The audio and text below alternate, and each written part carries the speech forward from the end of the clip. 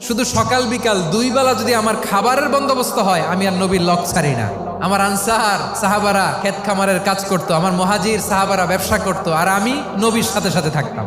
5374টা হাদিস তিনি বর্ণনা করেছেন। সবচেয়ে বেশি হাদিস বর্ণনাকারী সাহাবী আবু হুরায়রা রাদিয়াল্লাহু তাআলা।